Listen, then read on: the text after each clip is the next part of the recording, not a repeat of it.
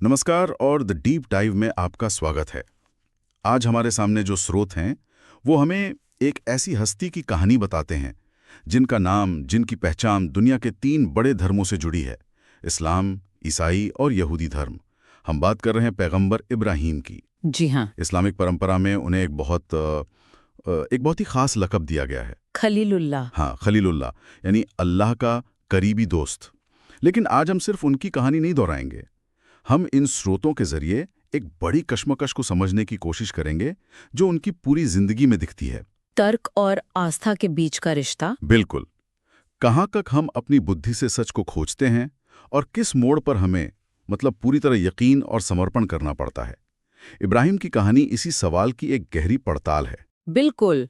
और यही बात उनकी कहानी को हजारों साल बाद भी इतनी प्रासंगिक बनाती है। ये सिर्फ एक ऐतिहासिक शख्सियत की कहानी नहीं है, बल्कि एक इंसान के सफर की कहानी है। शक से यकीन तक, सवाल से समर्पण तक। ये दिखाती है कि कैसे एक अकेला इंसान अपने समय की सबसे बड़ी ताकतों और सबसे गहरी परंपराओं को चुनौती दे सकता है। तो चलिए इस सफर की शुरुआत करते हैं। चलते हैं मेसोपोटामिया, यानी आज का इराक। वो दौर कैसा था जहां इब्राहिम पले बढ़े? हमारे स्रोत एक ऐसे समाज की तस्वीर पेश करते हैं जो पूरी तरह बहुदेववाद में डूबा हुआ था। लोग मूर्तियां पूजते थे। और सिर्फ मूर्तियां ही नहीं, सितारे, चांद, सूरज, इन सबको ईश्वर मानते थे। और जो बात इसे और भी पेचीदा बनाती है वो ये है कि उनके अपने पिता, जिनका नाम आजर बताया गया है, वो खुद मूर्तियां बनाने वाले एक माहिर कारीगर थे। ये तो एक बहुत बड़ी बौद्धिक और भावनात्मक चुनौती है। बिल्कुल। तो ऐसे में एक नौजवान के मन में ये सवाल उठा ही कैसे? हाँ, कि क्या ये सब सच है? ये सिर्फ समाज के खिलाफ जाना नहीं था। ये तो अपने परिवार की बुनियाद पर सवाल उठाने जैसा था। यहीं पर उनकी कहानी का पहला और सबसे दिलचस्प हिस्सा शुरू होता है, जो तर्क पर आधारित है। स्रोतों के मुताबिक उन्होंने सच को आंख बंद करके खारिज नहीं किया, बल्कि उन्होंने अवलोकन और तर्क का सहारा लिया। अच्छा। कुरान में इस पूरी प्रक्रिया का जिक्र है, बहुत ही खूबसूरत। वो रात में एक सितारा देखते हैं और सोचते हैं शायद ये मेरा रब है। लेकिन जब सितारा डूब जाता है तो वो कहते हैं मैं डूबने वालों को पसंद नहीं करता। ये एक तरह की वैज्ञानिक प्रक्रिया थी। हाँ बिल्कुल, एक परिकल्पना बनाना और फिर उसे अवलोकन से परखना। अच्छा। उन्होंने यही प्रक्रिया चांद और फिर सूरज के साथ दोहराई। जब उन्होंने सूरज को चमकते देखा, जो सबसे बड़ा और सबसे ताकतवर लग रहा था, तो उन्होंने सोचा ये मेरा रब है, ये सबसे बड़ा है। लेकिन सूरज भी तो डूब जाता है। हाँ, और जब सूरज भी शाम को डूब गया तो वो उस निर्णायक नतीजे पर पहुंचे। उन्होंने कहा, ऐ मेरी कौम, मैं उन चीजों से बरी हूं जिन्हें तुम अल्लाह का शरीक बनाते हो। मैंने तो अपना चेहरा उस जात की तरफ कर लिया है जिसने जमीन और आसमान को बनाया है। ये तौहीद की खोज थी। बिल्कुल। ये समझना कि ये सारी चीजें किसी एक ही महान शक्ति के नियंत्रण में है, जो न कभी डूबता है न खत्म होता है। अल्लाह ने उन्हें इस नतीजे तक पहुंचने में मार्गदर्शन दिया। तो ये कोई भावनात्मक विद्रोह नहीं था, बल्कि ये पूरी तरह से एक लॉजिकल डिडक्शन था। सही बात है। एक जासूस की तरह जो सुरागों को जोड़कर असली मुजरिम तक पहुंच रहा हो। बहुत अच्छी मिसाल है। लेकिन इस सच को जान लेना एक बात है और इसे सबके सामने कहना वो बिल्कुल दूसरी। अपनी कौम खड़ी हो। और उन्होंने यही किया। वो चुप नहीं बैठे, उन्होंने अपने लोगों से, अपने पिता से और राजा से बहस की। उनका बहस करने का तरीका भी बड़ा दिलचस्प था। हाँ, वो सिर्फ ये नहीं कहते थे कि तुम गलत हो, मैं सही हूँ। वो उनसे ऐसे सवाल पूछते थे जो उन्हें सोचने पर मजबूर कर दें। जैसे राजा नमरूद से उनकी बहस का जिक्र मिलता है। हाँ, जब नमरूद ने कहा मैं भी जीवन देता हूँ और मारता हूँ। इसका क्या मतलब था? वो अपनी ताकत दिखा रहा था, मतलब किसी कैदी को मारकर और किसी को माफ करके। अच्छा। इस पर इब्राहिम ने एक ऐसा तर्क दिया जिसका उसके पास कोई जवाब नहीं था।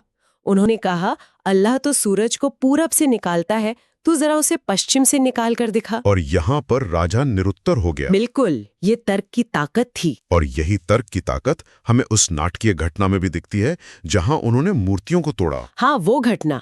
आज के नजरिए से देखें तो ये तोड़फोड़ लग सकती है, लेकिन स्रोतों के मुताबिक इसके पीछे एक बहुत गहरी रणनीति थी। बिल्कुल, ये सिर्फ तोड़फोड़ नहीं थी, ये एक प्रैक्टिकल डेमोन्स्ट्रेशन था। एक सोचा समझा प्रदर्शन। हाँ, वो मंदिर में गए और सबसे बड़ी मूर्ति को छोड़कर बाकी सब तोड़ दी और कुल्हाड़ी उस बड़ी मूर्ति के कंधे पर रख दी ताकि शक उसी पर जाए। बिल्कुल।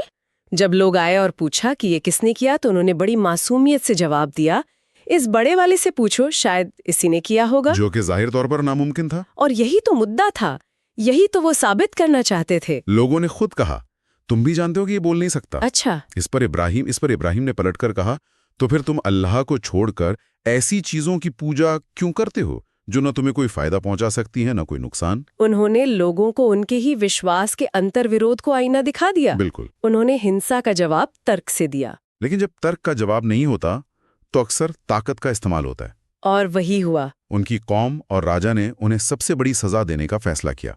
एक ऐसी आग जलाई गई जिसके बारे में कहा जाता है कि वैसी आग पहले कभी नहीं देखी गई थी, और उन्हें उसमें फेंकने का हुक्म दिया गया। यहाँ पर कहानी एक नया मोड़ लेती है। हाँ, अब तक सब कुछ तर्क और बुद्धि के दायरे में था। लेकिन अब एक ऐसी स्थिति है जहाँ तर्क या बुद्धि काम नहीं आ सकती। सही कहा। ये वो बिंदु है जहाँ कहानी तर्क के दायरे से निकलकर पूर्ण आस्था के दायरे में दाखिल होती है। इब्राहिम के पास भागने का या माफी मांगने का कोई रास्ता नहीं था। उनके पास सिर्फ एक चीज थी, अल्लाह पर अटूट विश्वास। और यहीं पर वो चमत्कार हुआ जिसका जिक्र कुरान की सूरा अल अंबिया में है। जैसे ही उन्हें आग में फेंका गया, अल्लाह ने आग को हुक्म दिया, या नारू कूनी बर्दन व सलामन अला इब्राहिम। ए आग, इब्राहिम पर ठंडी और सलामती वाली हो जा। यहाँ सोचने वाली बात यह है कि इस चमत्कार का असर सिर्फ इब्राहिम पर नहीं बल्कि देखने वालों की सोच पर पड़ना था, है ना? बिल्कुल। ये सिर्फ किसी को बचाने का करिश्मा नहीं था, इसका एक गहरा संदेश था। एक सार्वजनिक संदेश। हाँ, कि असली ताकत आग, राजा या भीड़ में नहीं बल्कि उस सच में है जिसके लिए इब्राहिम खड़े थे।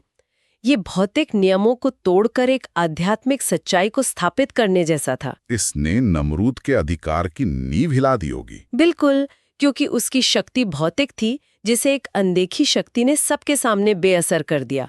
इस घटना ने इब्राहिम के संदेश की सच्चाई पर मोहर लगा दी। तो इस तरह आग से बच निकलना एक बहुत बड़ी निशानी थी। लेकिन हैरानी की बात है कि इसके बाद भी उनकी कौम ने उन्हें पूरी तरह नहीं अपनाया। नहीं। ऐसे में उनके पास क्या रास्ता बचा था? यहीं पर हिजरत का विचार सामने आता है। जब आपकी जमीन आपके संदेश को स्वीकार न करे तो कभी-कभी आपको उस संदेश को बचाने के लिए जमीन छोड़नी पड़ती है। ये सिर्फ एक भौतिक यात्रा नहीं थी। नहीं, ये एक वैचारिक पलायन था। उन्होंने मेसोपोटामिया छोड़ दिया और एक लंबा सफर शुरू किया जो उन्हें फिलिस्तीन, मिस्र और अरब के रेगिस्तानों तक ले गया। ये आस्था के लिए अपना सब कुछ पीछे छोड़ देने का एक शक्तिशाली प्रतीक है। हाँ, जो बाद में इस्लामी इतिहास का एक केंद्रीय विषय बना। और इस सफर में उनका परिवार भी शामिल हुआ, उनकी पत्नियां सारा और हाजरा। और फिर अल्लाह ने उन्हें बुढ़ापे में 2 बेटे दिए, इस्माइल और इसहाक। इस्माइल को पैगंबर मोहम्मद का पूर्वज माना जाता है और इसहाक के वंश से बनी इसराइल के कई पैगंबर आए। लेकिन परिवार का यही सुख उनके जीवन की सबसे कठिन परीक्षा का कारण बना। हाँ, और ये वो परीक्षा है जहाँ तर्क पूरी तरह खामोश हो जाता है। अब तक हमने इब्राहिम को एक तार्किक विचारक के रूप में देखा, लेकिन अब अल्लाह ने उन्हें एक ऐसा हुक्म दिया जिसकी कोई तार्किक व्याख्या नहीं हो सकती। उन्हें हुक्म दिया गया कि वो अपने प्यारे बेटे इस्माइल। ये एक ऐसा हुक्म है जो किसी भी इंसान के लिए, किसी भी पिता के लिए कल्पना से परे है। यहाँ कोई क्यों पूछने की गुंजाइश नहीं है। बिल्कुल। और हमारे स्रोत इस पर जोर देते हैं कि ये कोई आसान फैसला नहीं था। कुरान बताता है कि इब्राहिम ने अपने बेटे से बात की, ये एक हुक्म थोपने का मामला नहीं था। उन्होंने कहा, बेटा, मैंने ख्वाब में देखा है कि मैं तुम्हें ज़िबा कर रहा हूँ, अब तुम बताओ तुम्हारी क्या राय है। और बेटे का जवाब भी उतना ही हैरान करने वाला था। उन्होंने कहा, अब्बा जान, आपको जो हुक्म हुआ है वही कीजिए, इंशाल्लाह आप मुझे सब्र करने वालों में से पाएंगे। ये पिता और पुत्र के बीच समर्पण का एक अविश्वसनीय क्षण है।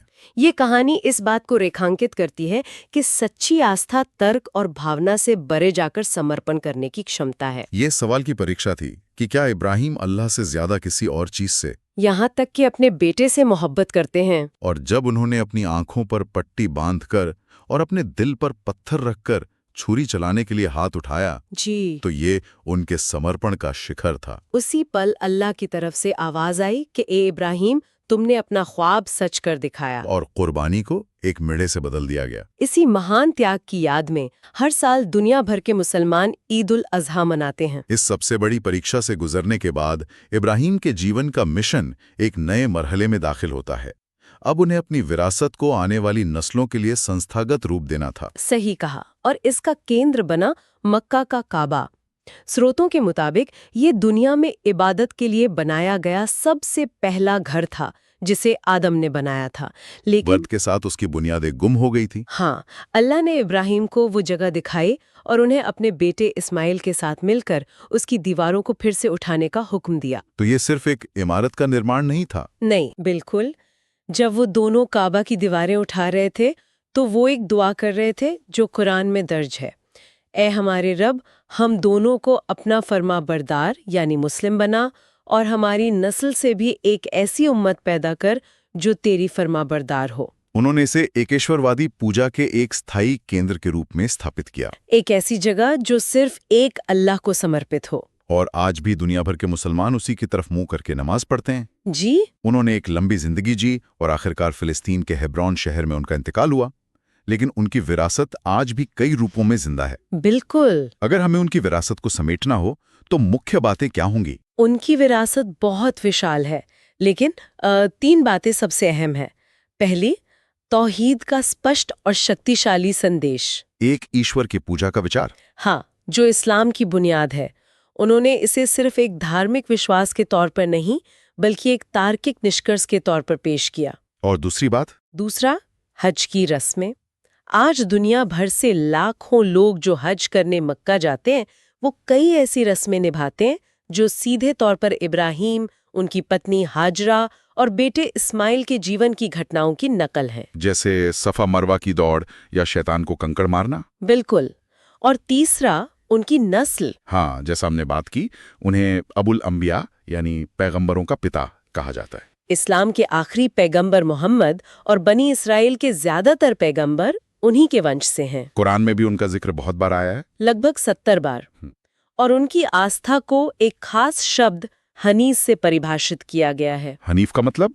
इसका मतलब है वो इंसान जो सभी झूठे देवताओं से मुंह मोड़कर सिर्फ एक सच्चे ईश्वर की तरफ एकाग्र हो जाए। वो न यहूदी थे न ईसाई, वो एक हनीफ मुस्लिम थे। तो आज की इस चर्चा को देखें तो पैगंबर इब्राहिम की कहानी सिर्फ एक प्राचीन किस्सा नहीं है। नहीं, बिल्कुल नहीं। ये तर्क से शुरू होती है, अवलोकन से आगे बढ़ती है, टकराव और चमत्कारों से गुजरती है, और फिर और समर्पण की शिखर पर पहुंचती है। तो इन सब बातों का आखिर में क्या मतलब निकलता है? मुझे लगता है कि ये कहानी आज हमारे लिए एक बहुत गहरा सवाल छोड़ जाती है। इब्राहिम की जिंदगी एक पुल की तरह है, जिसके एक सिरे पर तर्क और बुद्धि है और दूसरे सिरे पर पूर्ण आस्था और समर्पण। उन्होंने अपने सफर की शुरुआत क्यों और कैसे से की? हाँ, लेकिन जिंदगी के सबसे बड़े इम्तिहान में उन्होंने बिना सवाल किए हाँ कहा। ये हमें सोचने पर मजबूर करता है कि हमारी अपनी जिंदगी में इन दोनों के बीच सही संतुलन क्या है। कहाँ तक हमें दुनिया को समझने के लिए सवालों और सबूतों का इस्तेमाल करना चाहिए? और जीवन के किस मोड़ पर हमें किसी बड़ी सच्चाई के सामने बस सिर झुका देना पड़ता है, भले ही हमारी बुद्धि उसे पूरी तरह से न समझ पा रही हो। ये एक ऐसा सवाल है जिसका जवाब हर किसी को अपने अंदर खोजना पड़ता है।